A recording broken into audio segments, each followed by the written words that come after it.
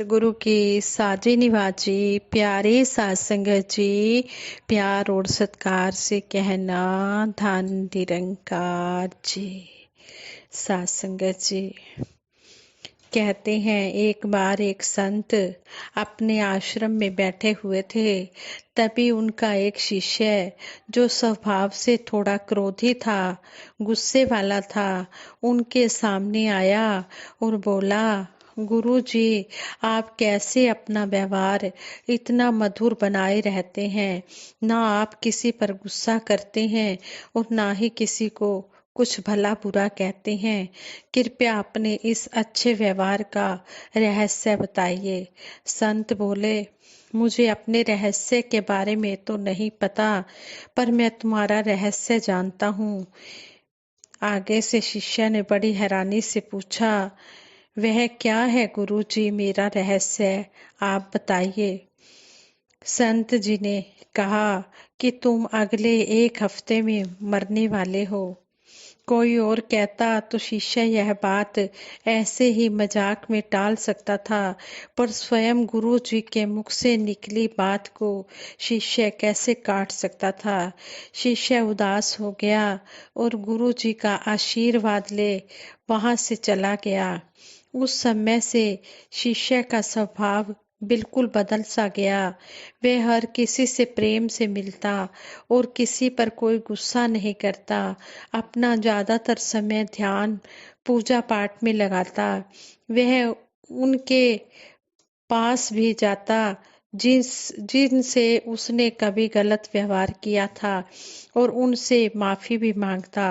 देखते ही देखते संत की भविष्यवाणी का एक सप्ताह पूरा होने को आया।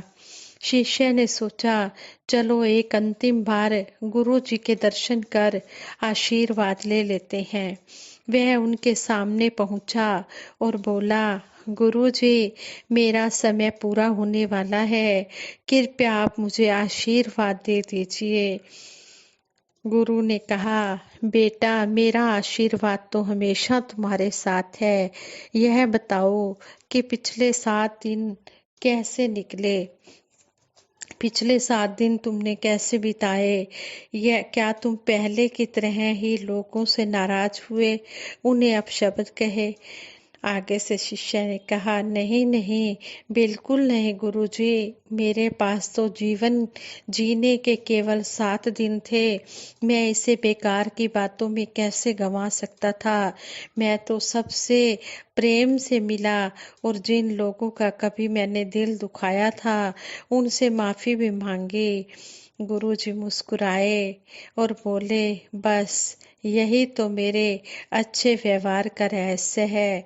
मैं जानता हूँ कि मैं कभी भी मर सकता हूँ, मेरी मौत कभी भी आ सकती है, इसलिए मैं हर किसी से प्रेम पूर्ण व्यवहार करता हूँ और यही मेरे अच्छे व्यवहार का रहस्य है। शिष्य समझ गया कि गुरुजी ने उसे जीवन का यह पाठ पढ़ाने के लिए ही मृत्यु का डर दिखाया था। वास्तव में हमारे पास भी 7 दिन ही बचे हैं। रवि, सोम, मंगल, बुध, वीर, शुक्र और शनि, 8वां दिन तो बना ही नहीं है। तो आइए हम भी अपने में परिवर्तन कर प्रेम पूर्ण व्यवहार शुरू करें। सभी के साथ प्यार से बोले, प्यार करें, किसी से भी कोई अपशब्द ना बोले, किसी का दिल ना दुखाएं और ईमानदारी के साथ अपना जीवन व्यतीत करें। किसी के साथ धोखा ना करें, छल कपट ना करें। संसार में रहते हैं, चारों ओर हाहाकार देखते हैं, चैन और अमन कहीं ढूंढे से भी नहीं मिलता। क्वेश्चन उठता है कि वह भावना कहाँ लुप्त हो गई, जिसके कारण पूरी पृथ्वी ही अपना परिवार मालूम होती थी। वेद कहते हैं, वसुधैव कुटुंबकम, अर्थात सारा संसार हमारा ही परिवार है। अमेरिका के प्रसिद्ध नेता अब्राहम लिंकन से किसी ने पूछा, आपकी सफलता का सबसे बड़ा रहस्य क्या है। उन्होंने कुछ देर सोचकर फिर उत्तर दिया, मैं दूसरों की आलोचना दूसरों की आलोचना कर उनका दिल नहीं दुखाता। गहराई से सोचें तो मालूम होगा कि लड़ाई झगड़ा वैर नफरत आदि सबका कारण अनावश्यक आलोचना ही है। अनावश्यक आलोचना से कई बार बनी बनाई बात भी बिगड़ जाती है। अनावश्यक आलोचना छोटी समस्या को भी बड़ा बना देती है। इसलिए अपनी वाणी को सोच समझकर बोलना चाहिए, अपनी वाणी को संयम में रखना चाहिए। हमें किसी पर अनावश्यक आलोचना करने के बजाय अपनी सही भाषा का प्रयोग करना चाहिए। संसार जैसे एक कांच का घर या महल है, हमारे अपने स्वभाव की छाया ही उस पर पड़ती है। आप भले तो जग भला, आप बुरे तो जग बुरा। कांच के एक महल में ना जाने किधर से एक भटका हुआ कुत्ता आ गया। हजारों कांचों के टुकड़ों में अपनी शक्ल देखकर वह चौंका। उसने जिधर नजर डाली उधर ही उसे हजारों कुत्ते दिखाई दिए। वह समझा कि सब उस पर टूट पड़ेंगे और मार डालेंगे। अपना भ्रम छिपाने के लिए वह स्वयं भी भौंकने लगा। इससे उसे सभी कुत्ते भौंकते हुए दिखाई दिए। वास्तव में तो उसकी आवाज की ही प्रतिध्वनि उसके कानों में जोर जोर से सुनाई पड़ रही थी, लेकिन अज्ञानतावश वह सोच रहा था कि दूसरे कुत्ते उस पर आक्रमण करने को तैयार हैं। उसका दिल धड़कने लगा। वह जोर जोर से भौंका। सब कुत्ते भी उसे अधिक जोर से भौंकते दिखाई दिए। आखिर वह उन कुत्तों पर झपटा। वे भी उस पर झपटे। वह बेचारा जोर से उछला, कूदा, भौंका। सब कुत्ते भी उसे इसी तरह उछलते कूदते भौंकते दिखाई दिए। यही सिलसिला चलता रहा। अंत में वह बेहोश होकर गिर पड़ा और फिर कभी न उठा। कुछ देर बाद उसी महल में एक दूसरा कुत्ता आया। उसको भी हजारों कुत्ते दिखाई दिए। वह डरा नहीं। प्यार से उसने अपनी पूंछ हिलाई। सभी कुत्तों की पूंछ हिलती दिखाई दी। वह खुश हुआ और बाकी कुत्तों की ओर अपनी पूंछ हिलाता बढ़ा। शेष कुत्ते भी उसकी ओर पूंछ हिलाते बढ़ते दिखे। वह खुशी से उछला कूदा, अपने से ही खेला, खुश हुआ और फिर पूंछ हिलाता हुआ बाहर चला गया।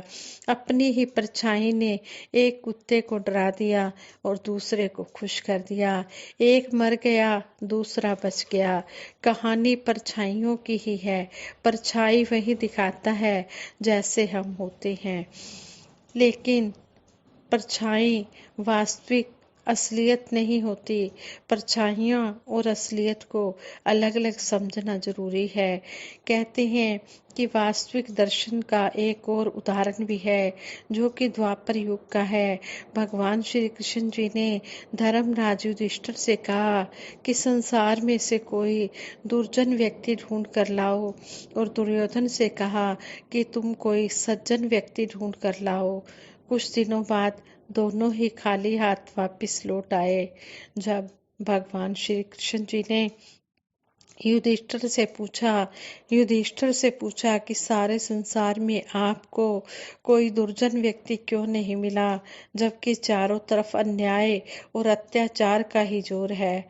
तब युधिष्ठिर ने कहा, भगवान, मुझे कोई बुरा व्यक्ति मिला ही नहीं, क्योंकि सब में आपकी ज्योति विद्यमान थी। साथ ही जब मैं किसी का मूल्यांकन करता, वह बुराई मुझे स्वयं अपने अंदर ही दिखाई देने लगती थी। जब दुर्योधन से यही बात पूछी कि आप किसी सज्जन व्यक्ति को क्यों नहीं लाए, तब जवाब मिला कि मुझे इस दुनिया में कोई सज्जन व्यक्ति मिला ही नहीं। वह स्वयं को सबसे ज्यादा सज्जन समझता था। कहते हैं कि वास्तविकता यही है कि सतगुरु के सिवा कोई भी सर्वगुण संपन्न नहीं है। यदि कोई ऐसा समझता है तो वह भ्रम की अवस्था में जी रहा है। जब उसका भ्रम टूटता है तो उसकी स्थिति अत्यंत विचित्र हो जाती है। ऐसी अवस्था में प्रायः व्यक्ति का मानसिक संतुलन गड़बड़ा जाता है। इसलिए सच्चाई का बोध हमेशा कर करना चाहिए। वास्तव में हम जैसा व्यवहार किसी और के साथ करते हैं, वैसा ही व्यवहार हम पाते हैं। प्रेम के बदले प्रेम और वैर के बदले वैर ही दुनिया का चलन है। एक संत महात्मा ही होते हैं जो वैर के बदले भी प्यार ही देते चले जाते हैं। तभी तो लिखा भी है, जिस तरह युधिष्ठिर जी को कोई भी बुरा व्यक्ति नहीं मिला, जिस तरह कबीर दास जी ने भी कहा है, बुरा जो देखन में चला बुरा न मिला कोई, जिन खोजा अपना मुझसा बुरा न कोई। कि बुरा व्यक्ति मैं देखने चला लेकिन मुझे बुरा नजर ही कोई नहीं आया। सभी में भी मुझे इस परम पिता परमात्मा का ही रूप नजर आया। सभी मुझे इसके ही रूप नजर आए, सभी मुझे अच्छे लगे। तभी तो कहते हैं, जैसी दृष्टि वैसी सृष्टि। जैसा इंसान खुद जैसे इंसान की नज़र होती है, उसे सामने वाला भी वैसे ही दिखाई देता है। एक संत महात्मा ही होते हैं जो हमेशा प्यार ही प्यार बांटते चले जाते हैं, क्योंकि सतगुरु हमेशा प्यार की ही शिक्षा देते हैं कि हमने प्रेम ही प्रेम करते चले जाना है। युग निर्माता माता सुंदर हरदेव जी महाराज ने भी जब गुरु गद्दी पर बैठे तो पहले दिन यही बात कही कि कुछ भी हो बस प्यार ही प्यार करते जाना है। जितना जितना हम प्यार करते चले जाएंगे, उतना उतना हमारा जीवन सुखी होता चला जाएगा। आवश्यकता है, जरूरत है सबके साथ संतुलित व्यवहार करने की। इसी से ही सारे देश में शांति, अमन, चैन हो सकता है। साथ संगत जी, इतना सुंदर हमें सतगुरु समझा रहे हैं, तो हमने इन विचारों पर पूरी तरह से अमल करना है और अपने जीवन को तो सुखमय बनाना ही है। अपने कर्मों में इन बातों को डालकर हमने दूसरों को भी प्रेरणा देकर उनका भी जीवन सुखी बनाने की कोशिश करनी है। कहते हैं कि बोलों के संग अगर कर्म जुड़ जाते हैं तो फिर उस जन की तो क्या बात है, फिर उस जन की तो बात ही निराली हो जाती है। वो सतगुरु के दिल में वो बस जाता है। सतगुरु को वह बहुत प्यारा लगता है। जो सतगुरु के कहे अनुसार गुरसिख चलता चला जाता है, वो गुरु के दिल में अपनी जगह बना लेता है। जिस गुरसिख ने गुरु के दिल में अपनी जगह बनाई है, कहे हरदेव गुरु भक्ति की कला उसी को आई है। उसी को ही गुरु भक्ति की कला समझ आई है, जिसने गुरु को खुश कर लिया है, जिसने गुरु की बात को मान लिया है। अगर हम मुख से कहते हैं कि हमने गुरु की बात को मानना है, तो हमने उसको कर्म रूप में मानकर दिखाना भी है। सिर्फ बोल ही बोलते नहीं रह जाने हैं। अगर बोल ही बोलने होते तो सतगुरु को ये कहना ही ना पड़ता कि कर्म करो। कहते हैं कि खाली बोल मेरे रह जान बोलना, इना बोला उत्ते आ जाए जिंदगी नु तोलना। दासी अपने लिए ये आशीर्वाद मांग रही है कि जो भी बोल बोले हैं, दासी को इन बोलों के ऊपर चलना आ जाए। साथ संगत जी, दासी से विचार करते हुए बहुत सी गलतियां भी हुई होंगी, उन गलतियों के लिए आप जी क्षमा कर देना।